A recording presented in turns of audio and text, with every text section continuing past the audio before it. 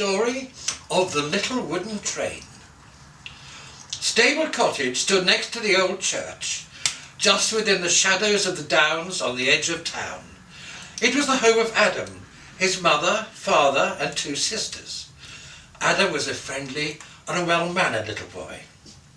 During one year when Guy Fawkes Day was over and the days were getting shorter and the nights were crisp and cold, Adam and his parents began to plan for Christmas.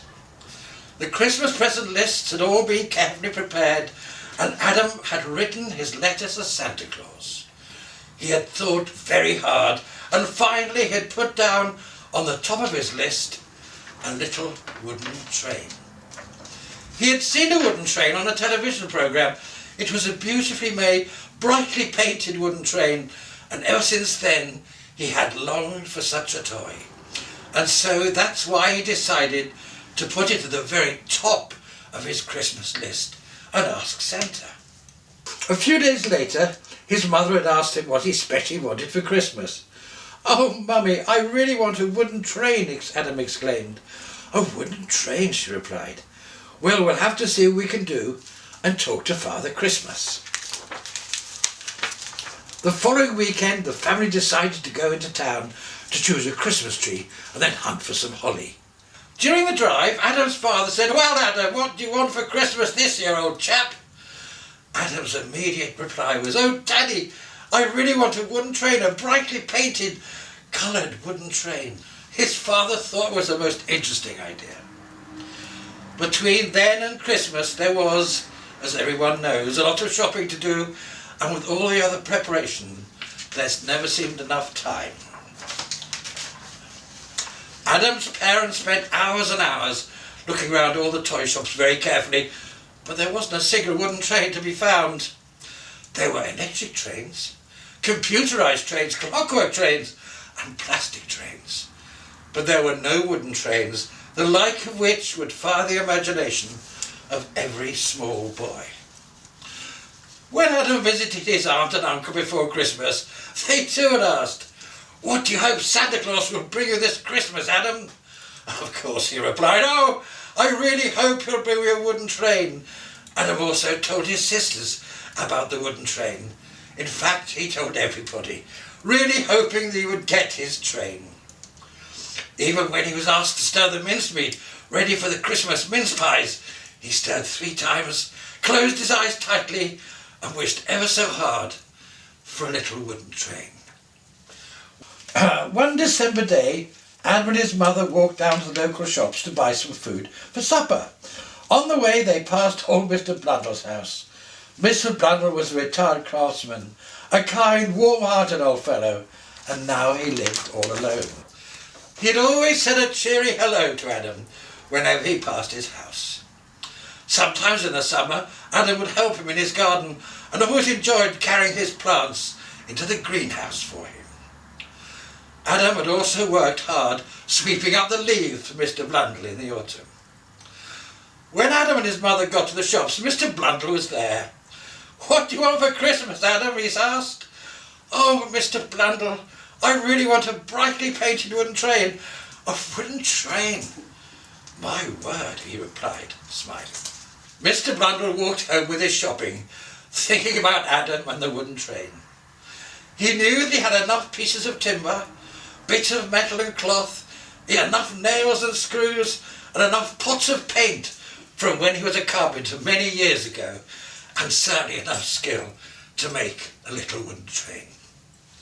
So, filled with enthusiasm and the excitement of Christmas, Mr. Blundell spent every spare moment in his workshop, sawing and chiselling, planing and drilling, shaping and sanding, nailing and screwing, gluing and painting, building the most wonderful, brightly coloured, painted wooden train.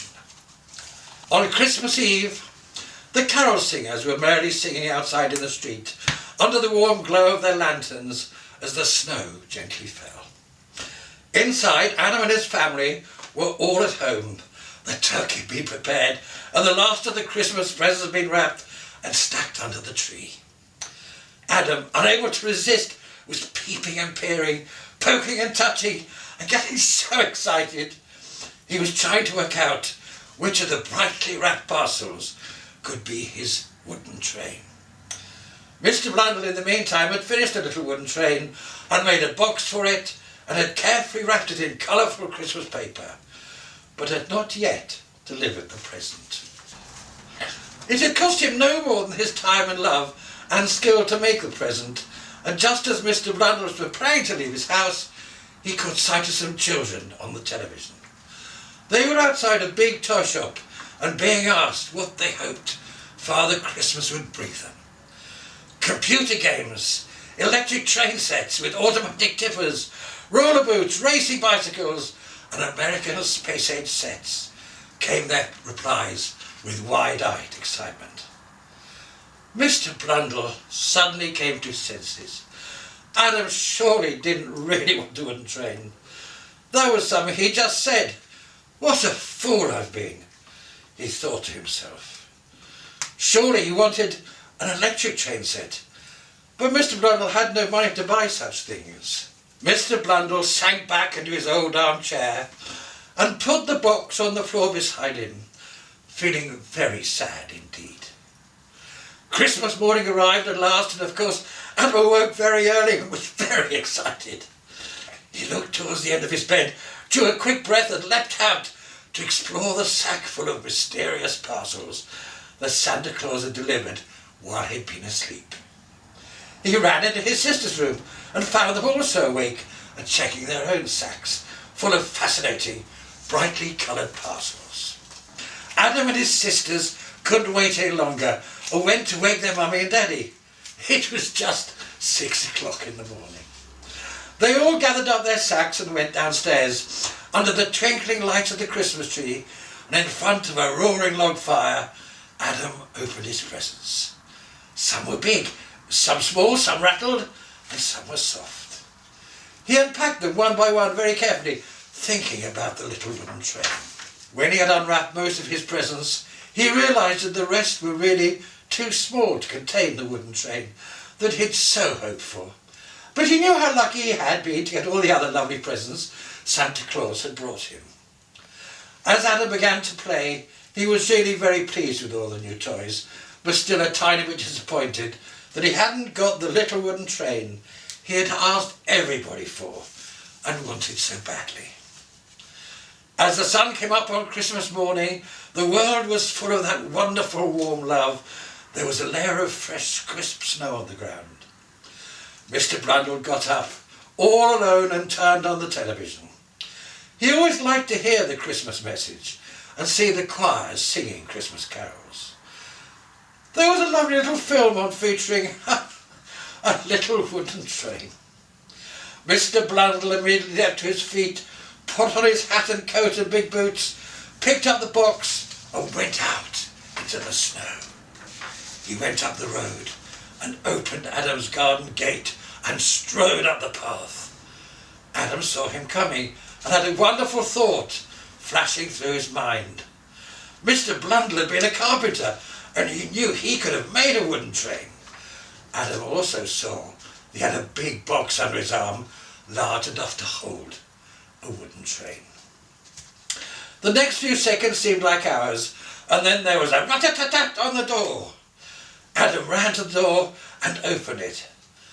Happy Christmas, Adam.